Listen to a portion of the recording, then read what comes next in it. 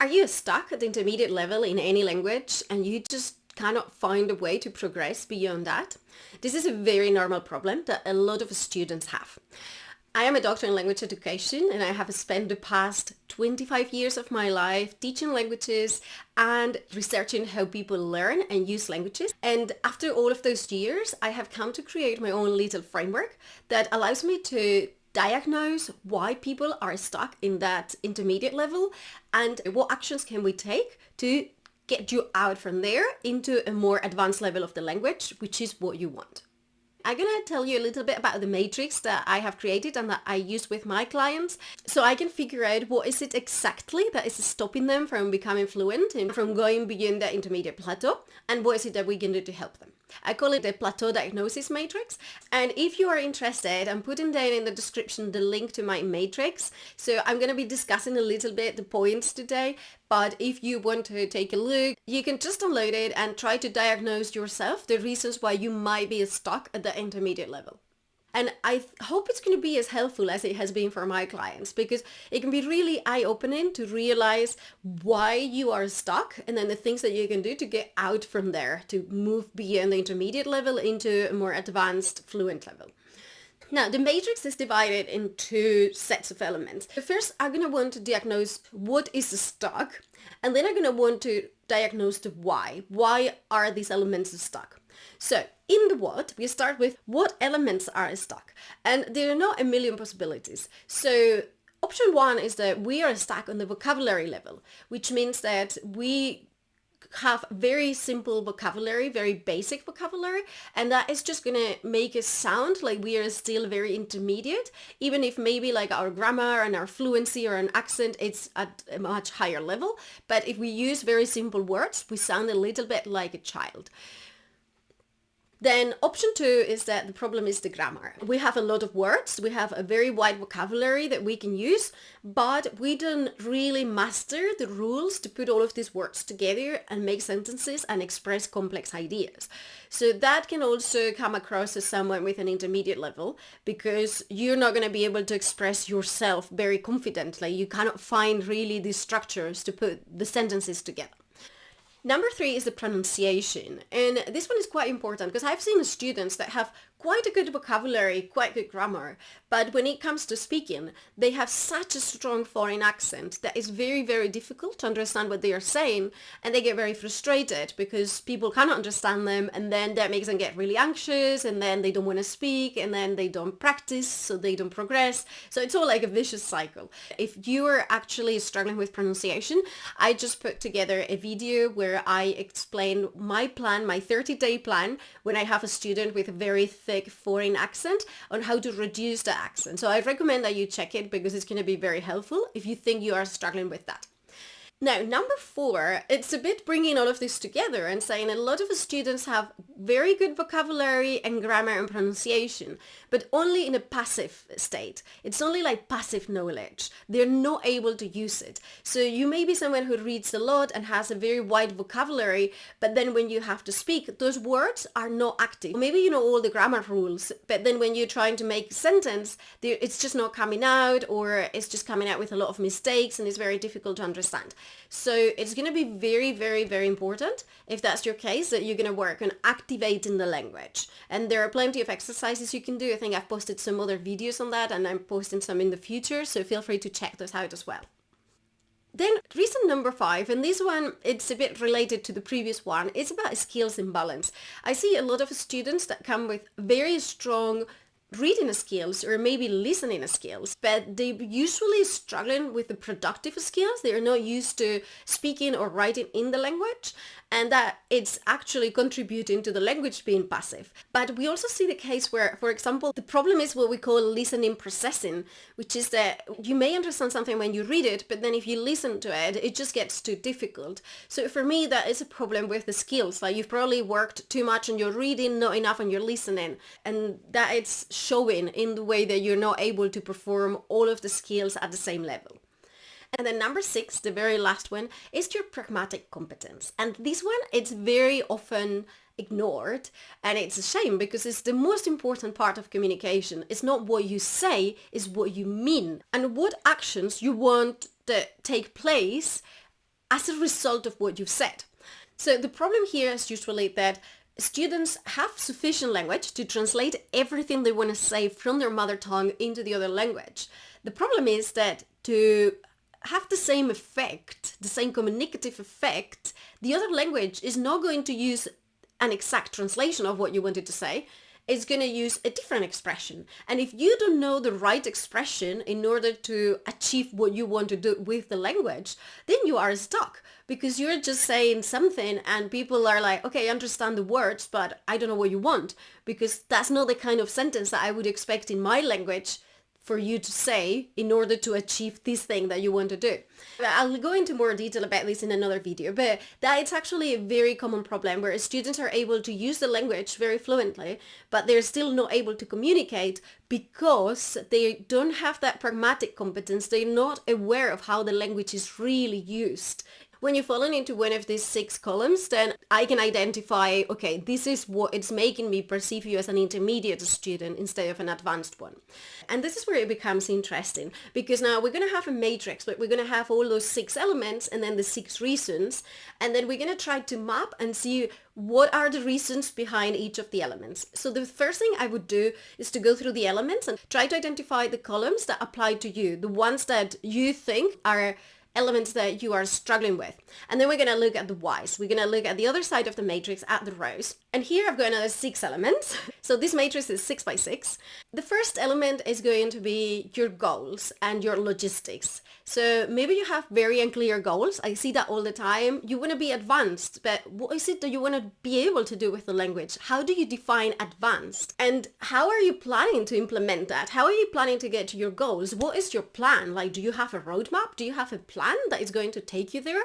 Where are you going to get the time to do it? Because it's great saying, I'm going to practice 1 hour per day, but if you don't have 1 hour per day, then your plan, it's not realistic. So having a very clear, realistic plan, it's one of the key reasons why some of those elements are not being developed. Simply because you're not thinking about it as a task, as a project. You're not actually really planning on where you're going to put the time that you need to develop those elements that you are currently like lacking or a bit weak. And one of the key problems here as well is the lack of tracking. Like if you don't have a roadmap, it means that you don't have goals, so you're not tracking. And I hear a lot of students that say, I'm just not progressing. And I see them a month later and I'm like, you've progressed? And they're like, no, I'm not. I'm like, yes, you have. The problem is that because you're not tracking your progress, then you don't really know. So in order to help my students with this, I developed a little tracker, the 3-step fluency tracker that I'm putting in the description as well, and that you can also download for free. And I find this very, very useful to help students understand how they're actually progressing. So it's not, I feel that I'm not progressing. That becomes, I know I am progressing because I've moved so many words and grammar structures and elements from this column to another column. So once you can see it, then the progress becomes more real. Now, the reason number 2 is fatigue and motivation, and this is very, very common. It's usually because you're using language learning methods that are not really adapted to you, to your interest, and especially to how your brain works. So at the beginning, it might be okay to get to a certain intermediate level, just doing any method. But when you want to get into a more advanced method, we really need to tap into your psychology, into like, how do you learn? What is it that drives you? What is it that makes you open the computer, open the book and practice every day? Because if you don't have that, then yes, you're going to feel like, oh, just, I'm not progressing. I've lost the motivation. Oh, can't be bothered. And that is the perfect recipe for staying at the intermediate plateau forever and ever. So finding the right method is something that is going to be key if you want to progress beyond an intermediate level. And if you're interested, I recommend that you join my WhatsApp community, because there you can ask questions and I can provide much more personalized advice on the kind of methods and techniques and strategies that I would recommend depending on how you learn languages. Number 3, it's feedback. And I see this quite often, that students, because they're learning on their own, they don't have regular feedback on their performance, or they're trusting just native speakers that are not teachers or professionals that can give you proper feedback. And I have students who tell me they've been with a language exchange partner for 2 years and they're making very basic mistakes. And I'll ask, well, has your language partner not really told you about this? And they're like, no, never mentioned it. So I think the importance of having very good quality feedback that is going to allow you to actually progress much faster. Because if you don't realize you're making a mistake, then you're not being able to correct it. So your language is going to be full of mistakes, maybe pronunciation, grammar, vocabulary, everything. And that's what's going to make you sound at a much more intermediate level. Then reason number 5, it's quite common actually, is that people feel like their level is enough. They know it's not enough. They really want to progress, but it's technically enough for whatever it is they need to achieve with the language. And this happens a lot in expats that move to a different country, and very quickly they try to learn the language and get to an intermediate level so they can, go to the bakery and go to the supermarket and go to the doctor. But then they really struggle actually moving forward from that level, simply because they just don't have that motivation, because they don't have that need for it. Like, they're already able to do what they need to do with the language. So moving on to a more advanced level becomes a good to have instead of a need to have. Like, you don't need it anymore. You wish you could do it, but it's not something that you absolutely need if you want to survive, like it was to get to that intermediate level when you arrived in the country. And then the 6th reason that I've seen quite frequently is belonging and identity. And when you are learning a language and you want to integrate in a group of people that actually speak the language and that are going to accept you as one more person in that community, that it's extremely strong to motivate you to improve the language. And it's going to give you a lot of practice opportunities to use the language and to improve it. Now, when you are lacking that community and you're lacking that space where you have to become someone else and you have to integrate using the language, sometimes it becomes a problem because you're trying to move the language into a very automatic stage where you can use it very naturally. And the only way to get there is through practice. And while the intermediate level, you might reach it with control practice and control exercises. In order to move to a more advanced level, what you're going to need is more natural practice of the language. Like, you already have the basics. Now you need to be able to automate them and to use them in a more natural way. So you're not thinking for hours before you make a sentence. So in many cases, a lot of students struggle with this because they have no community with whom they can actually use the language, and they have no time maybe to find one or to try to integrate. They don't have the motivation to integrate with the community because maybe it's a language they're just learning for professional purposes. So this is, for me, the last but not least important reason why a lot of students get stuck in that intermediate plateau.